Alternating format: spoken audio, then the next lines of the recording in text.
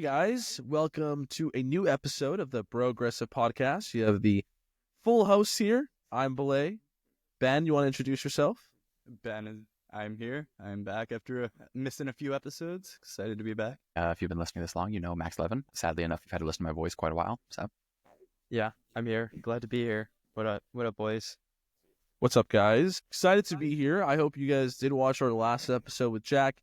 Do want to say a huge thank you to Jack. I mean, thank you for coming on. And Max and I had a great conversation with you. We did talk about doing like a 50-day overview of the Trump administration. So look forward to doing that. And check out Jack's channel. We have it linked on our other podcast that we posted. But yeah, I mean, some big news occurred last night, approximately at 9:52 p.m. I was on the phone with one of my friends who's a huge Lakers fan, and I saw the notification by Shams, and instantly I was like, no way. This is this NBA Sentinel account or that those other like Twitter basketball news accounts. Thank you, Elon, for verifying all of them and making it way more confusing. And so I thought it was a fake tweet by Shams, and all of a sudden I click on it, I'm like, holy shit, this is real. We just got Luka. I start screaming. My roommate, who's like a Clippers fan, I go into his room and just start like shitting on him. I said, haha, bitch, like we got Luka. Who the fuck do you guys have? You guys lost Shea. Fucking losers. Kawhi doesn't play. And he goes, what? You guys got who? I'm like, Luka. He goes, no fucking way. And then he searched it up, and then he just like screaming, and I'm like screaming out of joy, and then our neighbors across are like yelling at us because we're too loud. No, when did you guys figure out it was real? It took me I don't know. I kind of thought it was real initially. I didn't believe everyone thinking he was I clicked on the tweet because I have his notifications on. Instantly saw it was real. Started screaming. There was a bunch of guys drinking at the house because they were about to go to an event, and one of them was in my room, and he was just like hanging out, whatever. He's dressed up in his suit, and he's just like shit faced, and he looks at his phone. He's like, holy shit, Luka to the Lakers, and I just get up and start screaming and jumping around because this is like Christmas basically. I think it's so funny because this is gonna go down as the Lakers fan 9/11 of where were you when you got Luka? You know what I mean? My roommate was out in our living room, right? And he has his laptop open, he has his phone open, has a YouTube stream of it live, and he's sitting there, and he's the whole house kind of goes quiet, I'm sitting there I don't know, they made dinner or some shit, and you just hear holy shit, and he jumps up out of the chair, and I was like, insane. This is our. I instantly turned on ESPN, and I remember because people were debating if he was hacked or not, and they were still playing some random college basketball game, and then it was ESPN.to I switched to, and they right before they cut to commercial, the announcer was like, "Oh, apparently big news," and that made me realize it was real. But I'm still in shock. I think overall, a lot of people are shitting on the Mavs, and I understand it. Kind of, because trading away because they made a play, so they traded someone so bad that if you propose this in in your league, you would get laughed at. 2K. Someone said this is the type of trade I would do on 2K. I think Ben said that, but you can't. I tried it in 2K. The fucking Mavs say we value Luka very highly. It would take something really convincing. We would never do this. Well, I think that someone put it this way, and this made a lot of sense to me. The Lakers basically traded Lonzo Ball, Brandon Ingram, and a first round pick for a championship and Luka. Yeah, that's the thing. It became a big debate whether the AD trade was worth it. Who won the AD trade? They got a championship out of it, but was it worth it? They gave up all these parts, and now we have this 25-year-old who arguably isn't even in his peak yet. I mean, it's because one of you guys said this in our group chat and was like, "This is what happens when liberal Mark Cuban sells off the majority of the team to a conservative." And they start making low IQ trades. Conservative owners. Wait, unfortunately, did you guys see the thing where it was this is Trump's master plan to fuck over Mark Cuban? Oh, that is kind of funny. The Adelsons, funny, actually. Well, what do you guys make of all the conspiracies around it with the Adelsons and with it? Do you think it's just one GM had a shitty idea and went through with it, or do you think there's something more nefarious at work here?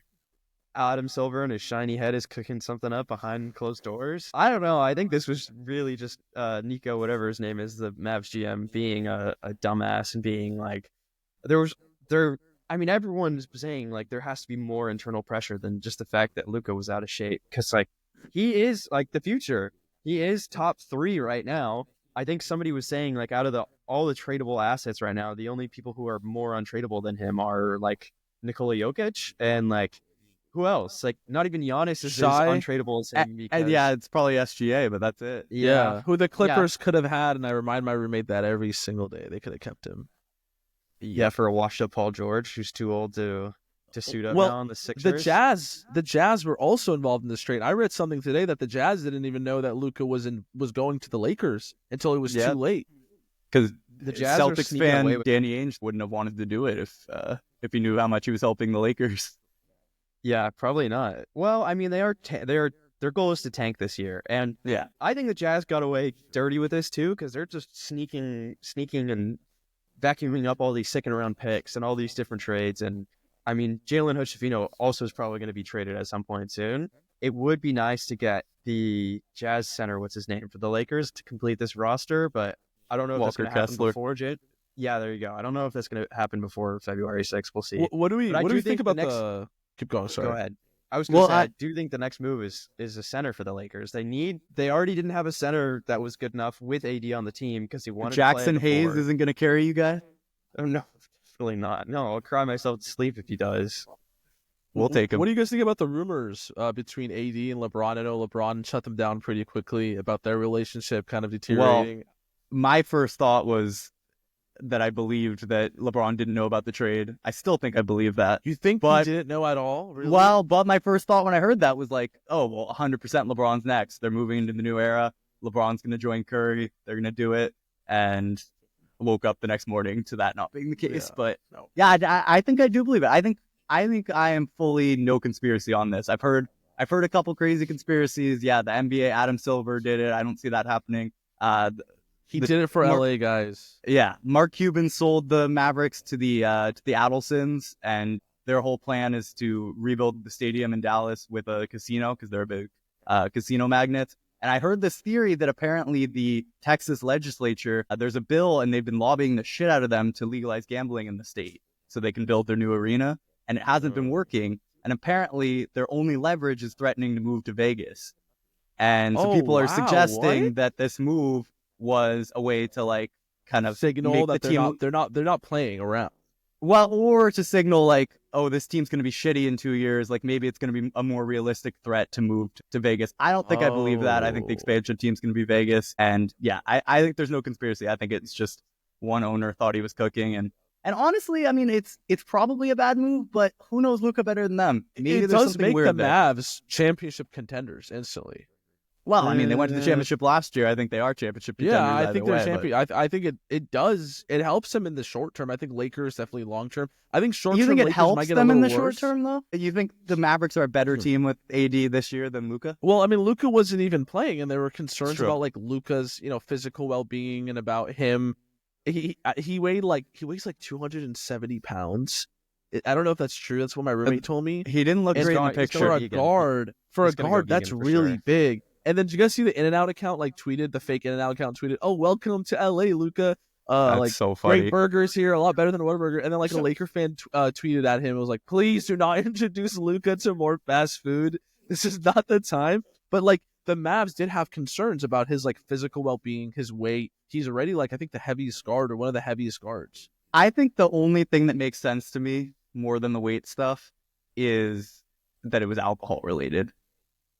Oh. That's and maybe I'm basing that stupidly off the silly clip of them taking the beer away from him last year, but that's kind of the only thing that makes sense to me. What maybe they're so concerned about the food and stuff, but that would track as something that they feel isn't fixable and is going to be even more of a problem in the years to come. But I don't know. He is European, so I mean, it does run in his blood to be an alcoholic, I'm sure. But who gives a shit? I was listening to the Russillo podcast. He had a great line that he was saying, I don't give a shit if he's walking up the court smoking cigs, while he's Yeah. dribbling the ball Yeah. up. He's Luka. Give him a max. Who cares? I think Yeah. if anyone could fix this, it's LeBron. I think that having LeBron as a teammate just elevates you so much. Yeah, I LeBron probably will come agree, in but here and it's- fix this. But 1 year, 2 years more, maybe. Maybe it can change him, but I think Luka is the face of the franchise after LeBron either leaves, retires, or he might stick around for another couple of years. I I'd think go he a does step want to stay in further. LA. You really think he's gonna take up that? I mean, LeBron status? Really?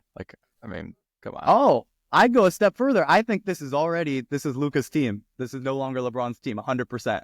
This is a team that is built around Luka. This is the identity is Luka. This is 100%. There was questions if it's AD or LeBron's team anymore. This is Luka's team, 100%.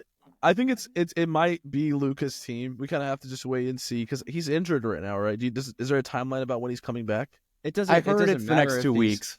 It doesn't matter if he's injured or not to say whether or not it's his team because LeBron is out the door in 2 years. He didn't know about the trade, and like, if Brian Windhorst is on ESPN saying that it's not LeBron's team anymore, then it's not LeBron's team anymore. If you have somebody who's tossing those lines around and is like, Luka is the face of this franchise and the Lakers are all into that, then I would believe that. I'm just a layperson. I'm just somebody who spends too much time following the Lakers. So, well, I remember when I think a couple episodes ago, Dylan, we were talking about the Lakers and their outlook for the next couple of years, like whether they should tank or go all in or just stay in the middle. And we were saying at the time, like, Lakers shouldn't worry about going all in because even if they have no draft picks, like 5 years from now, I think we even said maybe Luka decides he wants to go to LA or something like that. And it's true. I mean, in this case, it wasn't a free agent, obviously, but like they're the Lakers and shit falls in their hands. And obviously that's what everyone's been complaining about. Luka's from Slovakia, right?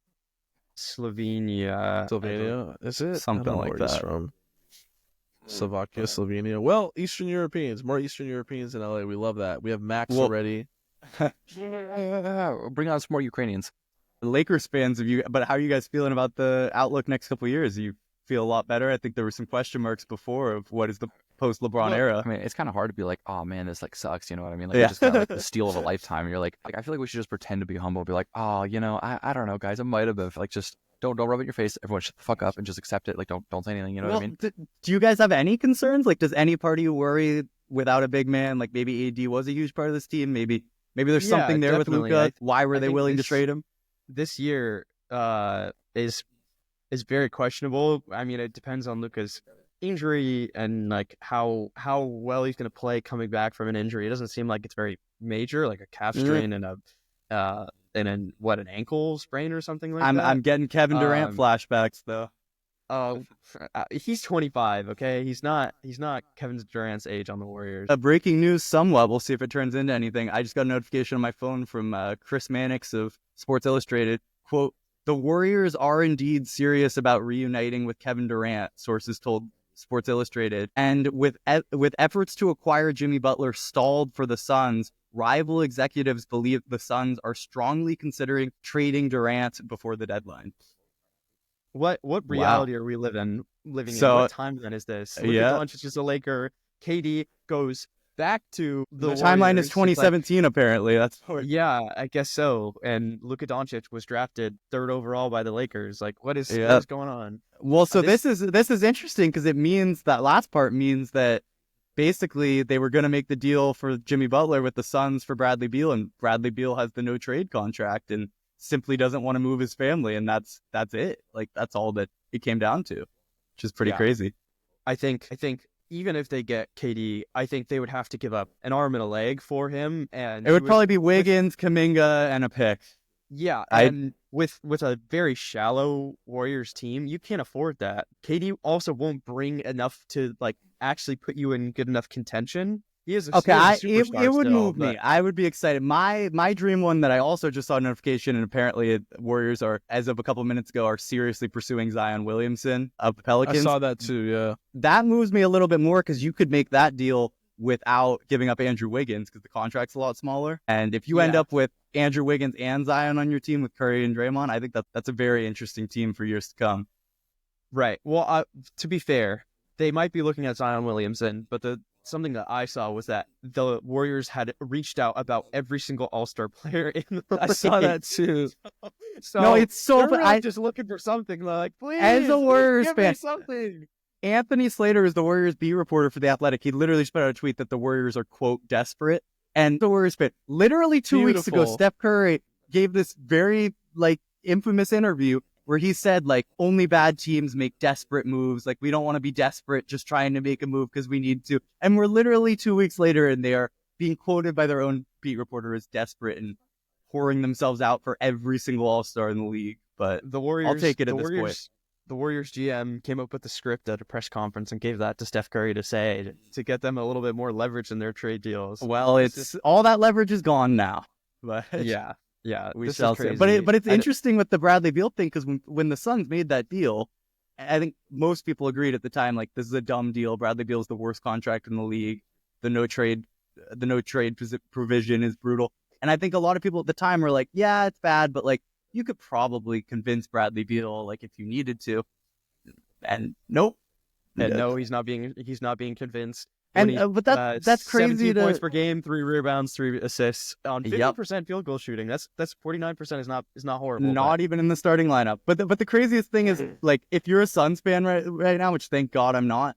You guys, you're like the two paths, the fork in the road you could have taken is Bradley Beal is willing to move his family, and you're going all in. You're getting Jimmy Butler. You're fighting for a championship. Or one man, Bradley Beal says, I want to stay with my family, and now you're tanking and selling off your entire team. Like, it's entirely at the whim of one man. Yeah. No, pretty wild. It's crazy. I hope and pray that the Warriors can cook something up, but I think this season is just a little cooked. Let's wrap up the NBA talk before we get into the other terrible trade of the week. One prediction? Make one prediction before the NBA trade deadline. I think there's one more big trade to go. One prediction. I'm going Warriors getting Zion. I've been saying it for 2 months. It's a hope cast, but I'm choosing to believe it. How about you guys?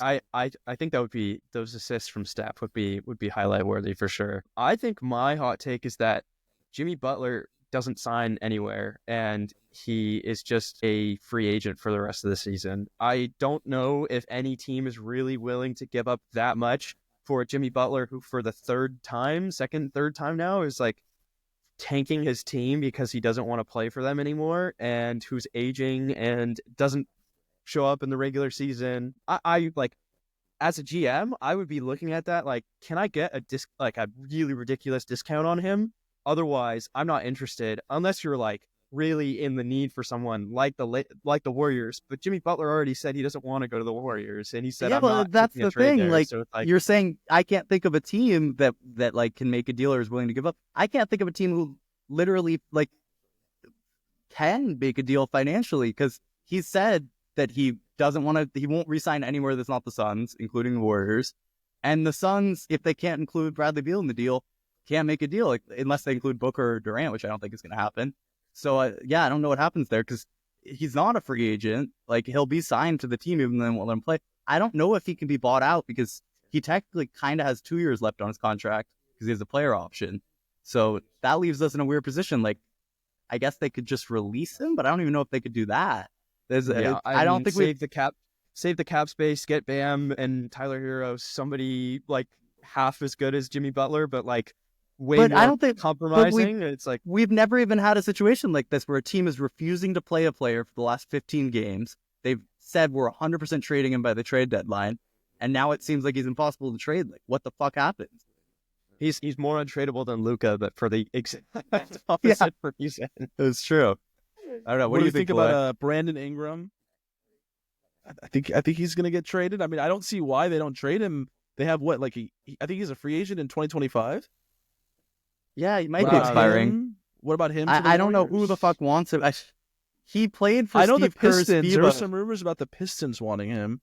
It would have been the Lakers before Luka, but like that would have been an ideal landing spot for him. Just want to point something out real quick. You guys see that little Lakers sign right there? I have. I got ordered that like a couple of days ago. Just saying, it came in like the day before we traded for Luka. That's crazy. There you go. It's all you, Beleh. Like I fully believe that. I fully believe that Beleh would have been capable to pull off this trade. I pulled this off. I made it happen. Lakers Nation, start watching the Progressive Podcast. Subscribe, like, and comment. And maybe more good things will happen for the Lakers. You know, Beleh, if you're actually this good at deals, maybe you want to go hop into the administration. Go help out with some of these tariff bullshit. Oh, yeah. Perfect segue into bad deals and bad trades. Dude, this episode needs to be 2 terrible trades in 2 days. No? 2 days of terrible trades? Anything like that? Well, Trump's claiming victory now, right? They're claiming success for the same shit that the 2 countries, Mexico and Canada, committed to while Biden was in office. He's so easily played that you could just repeat the same thing you said in December, the same pledge. He's like, oh, okay, we're gonna delay the tariffs by 30 days. We're no longer going to levy them on you guys because you guys are helping us out. It's a victory for us, even though they committed to this under Joe Biden. But like, again, narrative, media. Well, I don't know. I think this is the one area that the public really did react negatively to him. You're seeing a lot of the TikToks, a lot of the Instagram reels of what the tariffs would have done. And even Well, yeah. people who were Trump supporters saying, I don't necessarily agree with the tariffs, but he's trying to protect the border. And But tariffs are stupid. Like there's the thing. Anybody who's economically literate, right? So just for example, right? Tariffs, they're what's called an import tax, right?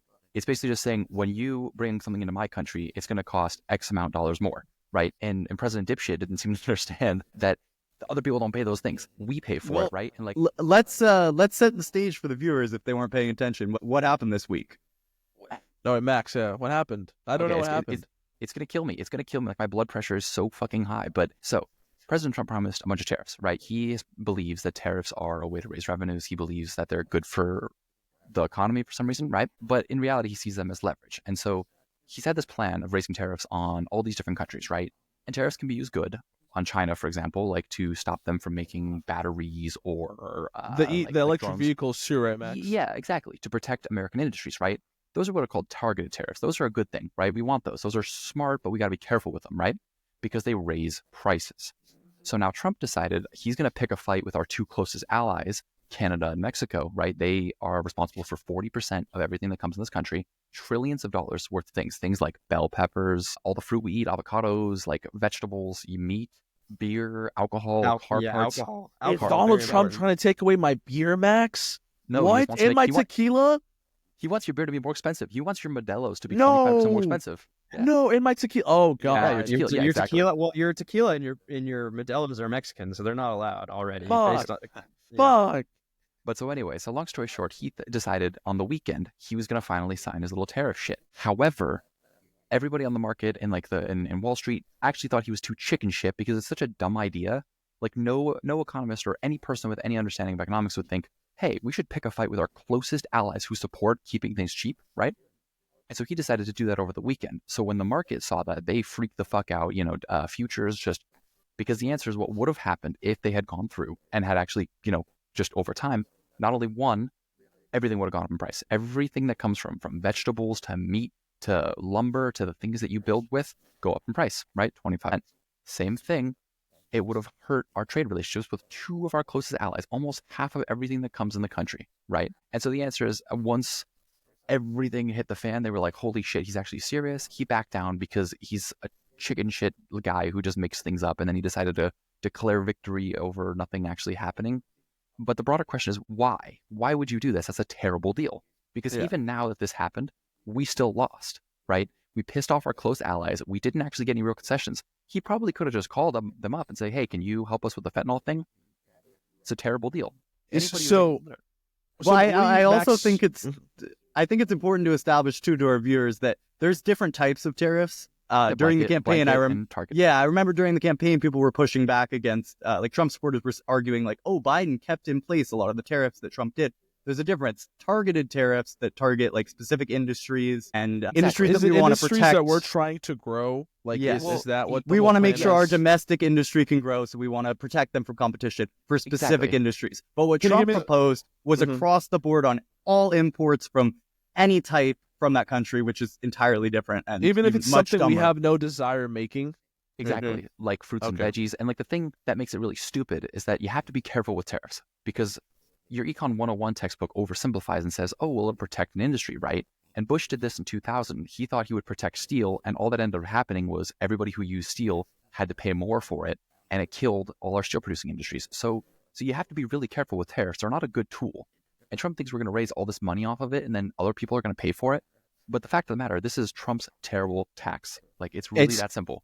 It's also important to note that it's not just that American consumers will be taxed more for the goods that are imported, but instead of paying that premium tax on the tariffs, people in various industries will take their products and not just pay the fee for the incoming products, but they'll take it to other markets. So it's not even that these products are higher price, it's that they might not even exist in American markets anymore because they have to pay this extra price. It's like if I have to pay $1.25 for my paper clips to get into the United States, but I can pay $1 over here to get to the European Union, then I would pay the $1 every time because it's just math makes sense there. I'm paying less in shipping to do that. I think it's important also to point out that I don't necessarily think this is for leverage also. It might be a complicated leverage thing that Trump is pushing, But when he was asked directly in a press conference, someone said, "Is this like a negotiating tool? What is your plan for this?"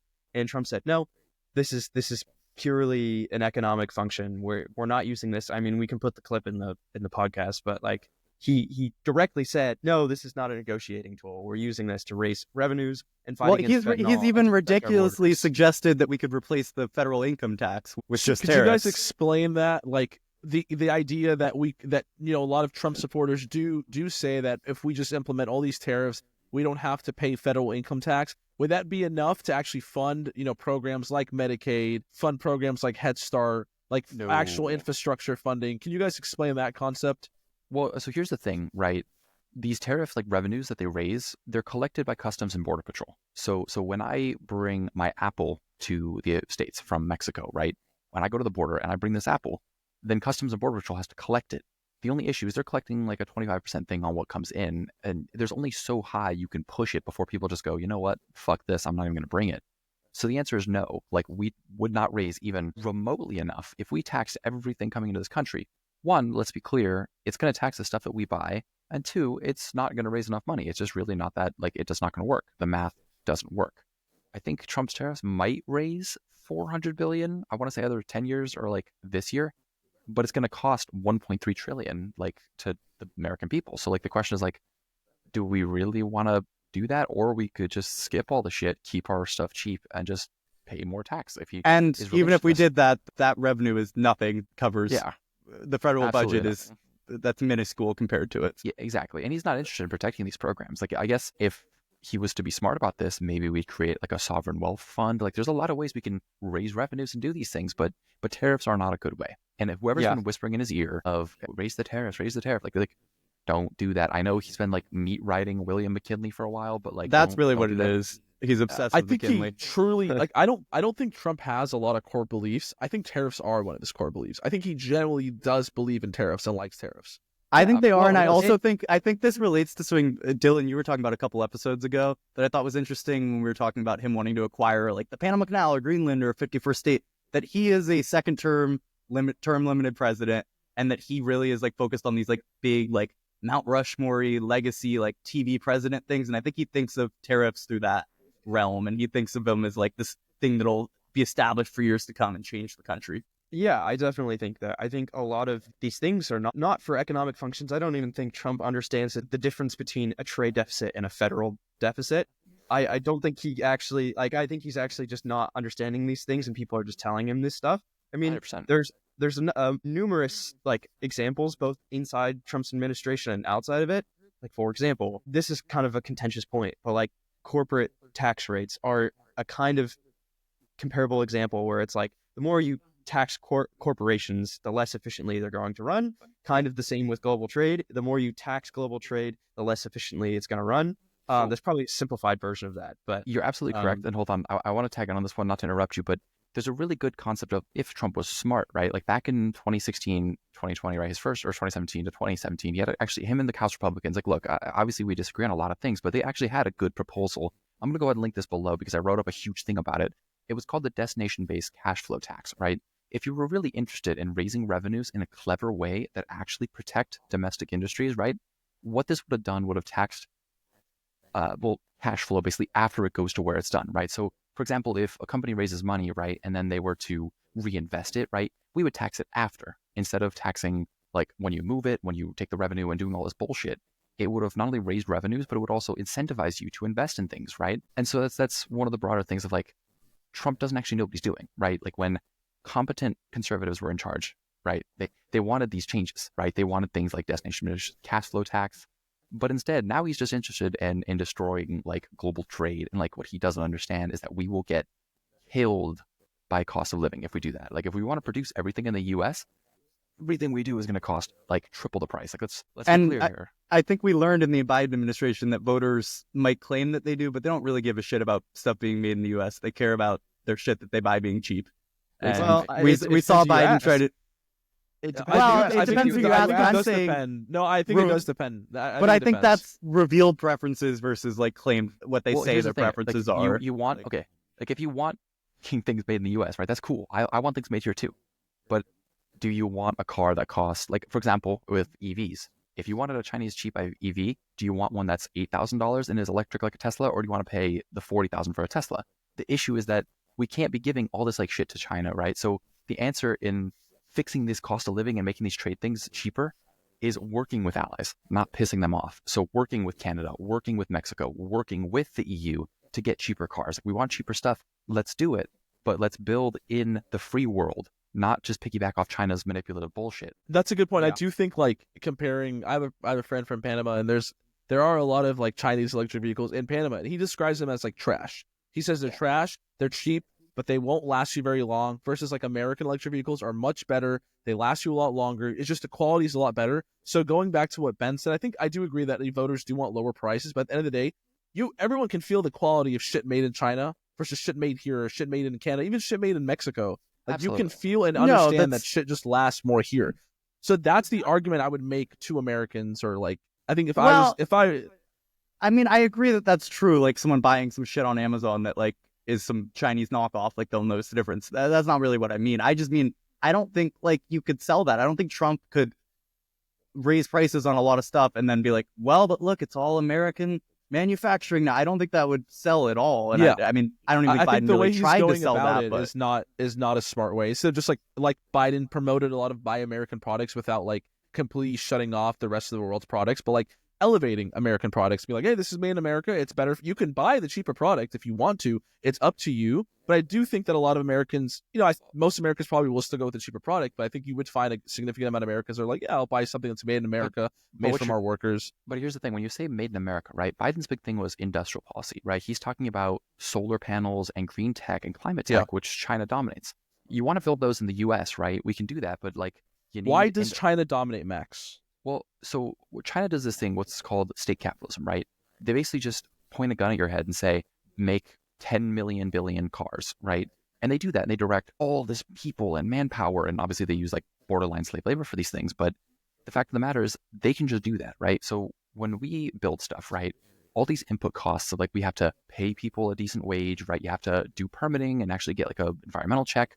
China just says, fuck all that, and puts a gun to your head and says, build it. So the issue with that, right, that's one of the broader questions of engaging with China, right? Do you want stuff to be really cheap, but then we lose all these manufacturing jobs like we did in the 90s, right? China is a very illiberal democracy that doesn't play by trade rules. So again, when we engage with China, we have to be a little more careful, right? So if Trump was smart, he would get hawkish on China. He was right about that. Except now he's just kind of like... He's cozying up to China. I saw that like his administration is cozying up to China on like Taiwan policy. I don't know if it's true, but... It is true. No, and we know that Elon Musk, there's a lot of conflict of interest with Elon Musk and his involvement in China. Oh, you mean like him going into the treasury and having access to all of our social security cards? Yeah, and he the Chinese government, I would say, has some influence over him. They obviously do. Well, so here's the thing. We can't definitively prove it, but the answer is there's something sus going on. And like, it doesn't take a rocket scientist or an investigative journalist to see that, right? A rocket scientist, get it? It's because he's Tesla. But I mean, you just can't have 18-year-olds in charge of Office of Personnel Management. You can't have Musk fanboys going into the treasury. And for our listeners who don't understand what I'm saying, like, I want to be very clear that Elon Musk and his goons over at Doge walked into the Treasury Department, which has access to your social security card, Ben's social security card, my social security card, all our payment information. And Musk just took that data, right? He has that information. He's going into these federal things as an unelected official. Like, imagine if George Soros' son was doing this. Like, imagine and I would also be outraged because, like, I'm principled enough to be like, no, these fucking unelected bureaucrats should not have information to our data. Well, exactly. Yeah. And how is that fair that they're allowed to do these things? That reminds me of Trump announced, I think, like one of his first days in office, there was some big new AI investment project that they were trying to act like it was like the Manhattan Project. And they did this whole announcement, $500 billion investment. They had all the AI people at the White House. And fucking Elon then goes on Twitter and starts shitting on it.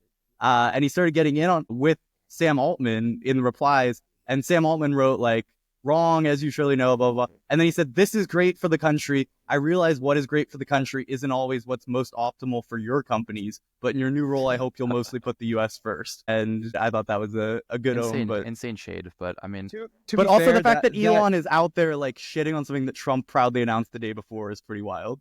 To be fair, that deal was facilitated by the White House. It wasn't a direct government investment in AI. It was it was a Yeah, connection it was a between private some investment. bank and yeah, exactly. Well, But because I do think all of this is great conversation, but I do think it's also in vain because I don't think Trump cares about any of the economics or anything like that. I think this is all like, I think this is not necessarily the like a one size fits all way to look through the lens, but Trump's vanity is like he probably gets off to having people like suck up to him, having Trudeau be like, yes. "What, like Canada What do you is want, like, sir? is- We'll- yeah, exactly, yeah, like Canada is like we've fought and died with you, and like we're gonna work through this troubling time." And Trump is like, "Oh yeah, like give me more of that, please. I Yeah. love it." I just feel like I mean, like in Trump's first administration with the tariffs that he imposed originally when he was president the first time, that cost American families $1,200 per year in raised costs. Like he doesn't care about the economics of this, and like Max said, it's like the trade, or you said, Ben, it's like the trade-offs are 400 billion in revenue and 1.2 trillion in costs. So it's like Yeah. he doesn't Yeah. care about any of this. Well, I don't think And he doesn't cares even understand it. I don't think He either. doesn't care about the actual concessions. He cares about like the perception that these other countries are willing to give concessions. It's not about the actual Right. concessions. It's about Right. like their willingness to. It's kind of the give them. show like I want us to react to a JD Vance video. I'm about to play it. It's about like 2 minutes long, and it's of I think it's 5 hours ago. He was in East Palestine, is how you pronounce it, giving remarks, and he touched on the tariffs and the negotiating tactic and how smart Trump is for doing this. So I do want us to like segue to that. I think Wait, that's perfect. How is he alive in East Palestine? I thought that was like a whole nuclear site because the evil Biden administration let them like get burned or. I will turn into say, like, Chernobyl. not visiting, I that is funny. Conservatives did push that. But, like the fact that did Biden even ever visit East Palestine? Like, did he ever go there? didn't, and he didn't need to. Like, But just the the optics, bro. Yeah, Like, I probably Democrats agree are that the so optics were- bad at optics. it was Like, it was an send- easy thing to do. Probably. I think Pete but- did eventually go, but even it took Pete kind of. And I think if it was up to Pete, he probably would have went earlier. It's the optics, man, so bad. Yeah, I mean, I don't And know Trump that I'm was there convinced the that week of, I mattered, think. but like, Yeah, yeah, we might not think it matters, but for those communities and like for the upper Midwest, seeing that Trump is here after a disaster when the fucking sitting president isn't, I think that does matter to some Yeah. aspect. There was a very interesting piece that Ezra Klein put out where he talks about this concept from Steve Bannon called muzzle velocity, where the concept is like, for the Trump administration, obviously they're doing a lot of really controversial things, the birthright executive order, tariffs, whatever, ICE, deportations, whatever your like pick is that you think is most egregious. The mindset though is like, if we put out enough of these things, muzzle velocity, if we're doing enough volume of things, then it doesn't matter because there's too many things to report on. American viewers, American citizens are divided on what they can see. I think Democrats probably don't need to be doing egregious things. I'm not advocating for that, but it's like, stop playing so safe on a lot of these things. Take some more risks. I think Today they the did. reason- Today they did something. They showed up at the U.S. aid office, and the senators showed up, and they weren't allowed to be entered. I'm like, yeah, do shit like that. There you go. I didn't know about that, but Yeah. something like that. I do think the part of the appeal also of Trump is like, he is seen as a risk taker. He's the apprentice. He's the businessman. He's the guy who ran for 3 times for president and won the third time's a charm, I guess. Got But, like, shot like once and still ran and still was running and yeah, and I think for the American dream, for the working class, like somebody who takes risks, who is ambitious, is somebody who you look up to as a leader. Whereas in Europe or in South America or in China, like that might not be a character trait, but for better or for worse, we as Americans are looking for people who are more risk averse. And the People Democrats like just need someone who confidence. can do that. Yeah, they like exactly. confidence, regardless if they agree with the decision. They like people who are like confidently arguing in favor of something. And you'll see a lot of Trump supporters actually say this about Obama. Like, look, I didn't agree with his policies, and I may have voted for him the first time, but he spoke well, and he was confident, he was put together, and I could say, that's my president. It's fake Southern accent, but like there is that out there, and I think Americans also like a hopeful story, right? They like someone who, I agree. Like yeah, Trump grew up with money, but he built all these businesses, and his name is everywhere now. And with like Barack Obama, for example, growing up with like a single mother, right? Like putting himself through college, doing everything, and being a first-term senator, going, grinding himself in the political machine and becoming president, like hope and that type of story Americans love. And we're just like lacking that so badly right now. Like, I don't know who the Democratic leader is. Yeah, and I mean, reflecting It's on not that, Chuck Schumer, I could tell you that. Obama was one of the youngest presidents that we've ever had, and that shows some level of risk tolerance. It's like, fuck, okay, I've been in the Senate for 4 years. I'm gonna run against Hillary Clinton. I'm like super young. I have all this going bravado against like and the all this Klan machine. tolerance. Yeah. Yeah, exactly. Versus, I think Democrats lost that mentality because their opposition was centered around Nancy Pelosi and Joe Biden, and both of those people rooted in the Democratic politics. You know, Seniority Joe Biden's, and yeah, all Joe these Biden's norms. Joe Biden's run in 2020 wasn't risk tolerance. It was, I am the establishment. I am the safe choice. Let's which I pick the think least actually risky turns- candidate to yeah, win. yeah, Yes. Because yeah. remember, all those polls would come out about voters saying, I like Bernie Sanders, I like Elizabeth Warren, but I'm voting based on who I think my neighbor would vote for. That was a huge discussion in 2020. Electability. And the number one criteria for Democrats in 2020, it wasn't who had the best healthcare policy, it wasn't who was the most aspiring, it was who can defeat Donald Trump. And, right, and Joe Biden continuously, even though he was losing Iowa, Nevada, New Hampshire, he always ranked number one on that list. I think we just don't take risks. And in some cases, that's good, right? We're not shutting down the federal government and shutting down all these programs like Trump did for 2 days. But at the same time, we can't just be the standard, like, establishment, normie Democrats that people are sick of. Like, Americans are sick of Democrats right now. You need to not only rebrand, you need to rethink about A, some policies, and B, start speaking to voters who don't necessarily always agree with you. I say this all the time on this podcast. Like, go on platforms that are even hostile to you. Pete Buttigieg does a great job doing this, right? He's great on like Fox News. He's great on all these channels. I may not agree with the Senate run, but he is good, and he does employ something that I think Democrats are missing, and that's like being risky, going on Fox News and debating with Also, the I think that moderator. just shows to voters, like, it gives them the perception of a fighter, someone who like deeply believes in it and is so exactly. confident in defending their ideas, they're willing to go on these tough places. Like, I think seeing an idea questioned and then have it pushed back by someone like Pete, I think is like the best way to prove it. Like, that kind of debate content, I think, is good. Yeah. I think it's kind of reflected in somebody said the back of the classroom vibe that you want all your politicians to have, like Bill Clinton, Barack Obama, very like cool, a lot of swagger. I don't necessarily think that's too niche. That's too fake if you're actively looking for that. But somebody who does display, like, the last 3 Democratic presidents besides Joe Biden, Obama, Clinton, and Jimmy Carter, all had crazy risk tolerance. Georgia governor running for president, governor of Arkansas. Like, these are not like the governor of New York or California. These are not the safe picks. This is somebody who is throwing their hat in the ring, and it displays enough risk tolerance to be like, I can carry you through this tough time. I can carry this party. I can do all these things.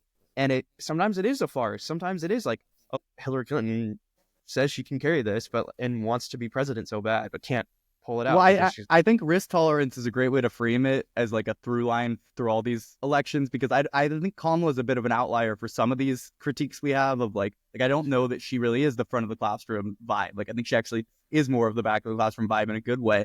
But I do think the thing that's the through line through Biden and forward is that she was incredibly risk averse. I mean, we've talked about it. I think the best example of that is that she refused to come out and endorse I forget what, Prop 32, one of the propositions in California. That was around harsher penalties for criminal. She did but she was so risk averse. She didn't want to come out in support of it the week of the election, thinking like, oh, where's it going to go? Like, and it ended up passing with 70% in California. I think she was being held back too. I really do think she was being held back. But she's the nominee. Like take some risk and don't let yourself be held back. And that was a problem with Biden too as president. It's like I read a great piece on this in Vox. I can't remember who wrote it, but it was like Joe Biden's presidency versus Trump's presidency is, and we could move on from this. I'm just rambling at this point, but Joe Biden's view for Build Back Better, for the American Rescue Plan, was all these different constituencies helped get me elected. It was the Bernie-crats, it was the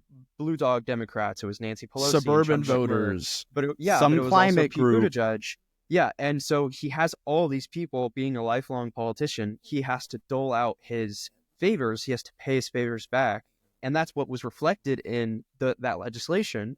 And because of that, it was less effective, less grandiose, less of a risk in his legislation. And I think that was also the view from Kamala's campaign, was like, we don't want to take risks because I wouldn't even we're call it tied to the Kamala's campaign. I wouldn't administration. even call it Kamala's campaign though. Like Yeah, I don't think Joe that's fair to Biden's call Joe it Biden's Well, leftovers. Yeah. And and maybe his last act as president, I think, is a great example of the harms of that risk-averse approach with the TikTok ban, where he signed it and like was in theory in favor of it, but he didn't want to take the risk to like publicly make the case in favor of banning But it. you don't get So instead, credit. It's just so instead he And just it was quietly never enforced by bans the it DOJ. and then doesn't even enforce it because he doesn't want to take the risk, and you lose.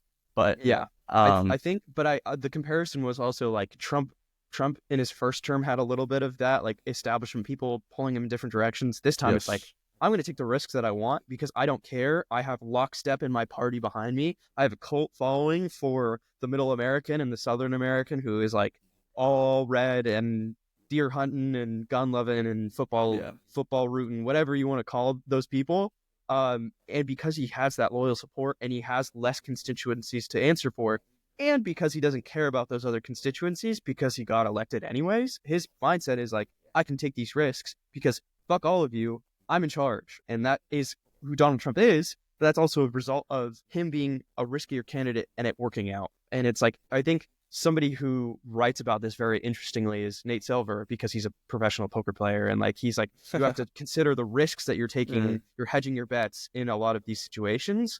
And his advice to Joe Biden, or like the 2020 hindsight view on it, was Joe Biden should have hedged his bets more on a lot of these things. He's the master legislator. He's the 40-year Senate veteran. He's somebody who can cook all these things up and kind of pull out, but he never did because he was I agree. constrained.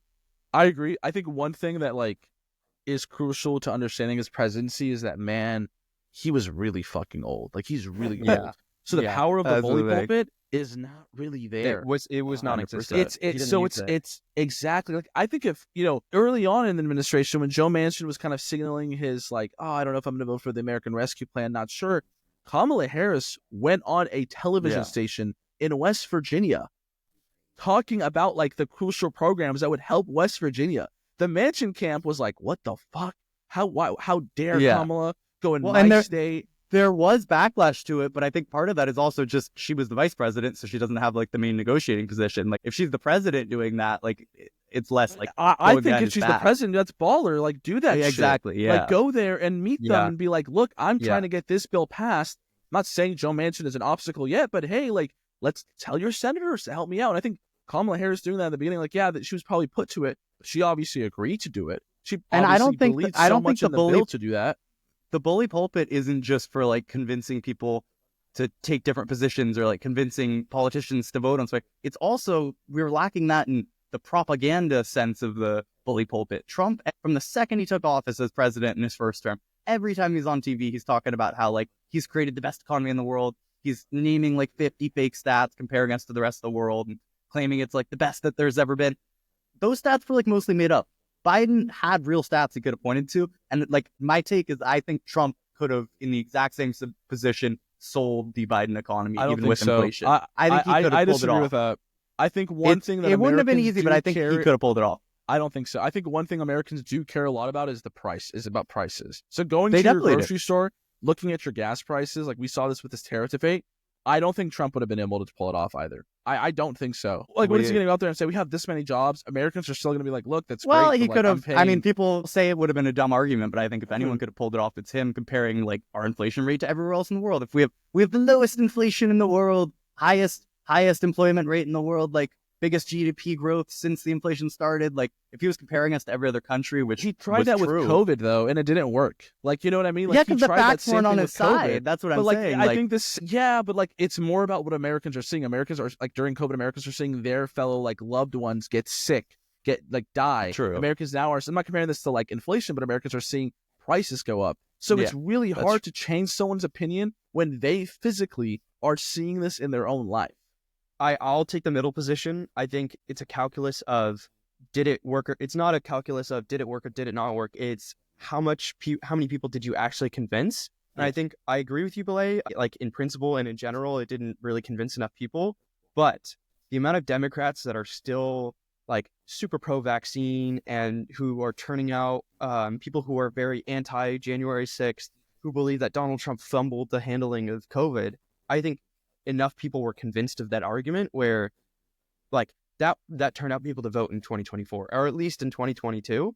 And it's the same thing with prices. It would have been, can I convince 1% of the voter base to change their mind and flip the election? Because that's all you need. Yeah. You don't think need that to would hold up. convince the general population, because we're so divided. It's like, can you flip that one person who's like, well, I have a new job, but like prices are too high. I don't really know what's going on. I'll vote for Trump because he's like the safer bet. And it's like, No, that's very maybe true. you would have been able to convince enough people to switch some election results. It's not all I think or it's nothing. just hard. I think it's yeah. hard with like things that are right in your face. Like it's hard to change their opinions about it because it's right in their face and they feel like they're being lied to. Like when Biden would go out there and say, we have the lowest inflation in the world.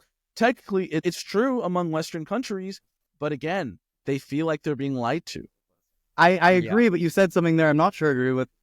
When Biden goes out there and says, I don't really remember him going out there and saying that very often. No, he did in interviews. He did in Okay, speeches. a couple he would. interviews, No, but they would circulate. I would see the videos. They're like, he's a liar. They'd circulate because we're like incredibly online and see it. But like, I don't think they circulated to like. But like the normal funny thing people. is, you say we're like incredibly online. I think Americans are very online today. No, they are. They are. But they're online in a different way. TikTok is like staggering. They're online in the way that they see posts that are on like Rap TV or whatever network. Yes, like they're not seeing. Rap They're not TV's on been doing a good job lately. Okay, they've been doing That's true. good job. They're great at making comments look bad.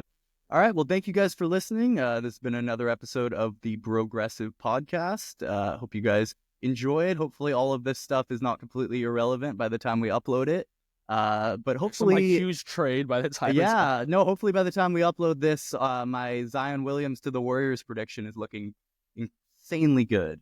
But anyway, thank you guys for listening. A lot of exciting episodes coming up in the next few weeks. We have an episode with a Senate staffer coming up a couple days from now, and then some interviews with some elected officials and some other cool people that I think you guys will enjoy. So make sure to stay tuned to the Brogressive feed. We're on YouTube, and you can listen to our podcast anywhere you get our podcast. Thank you guys. Thank you guys.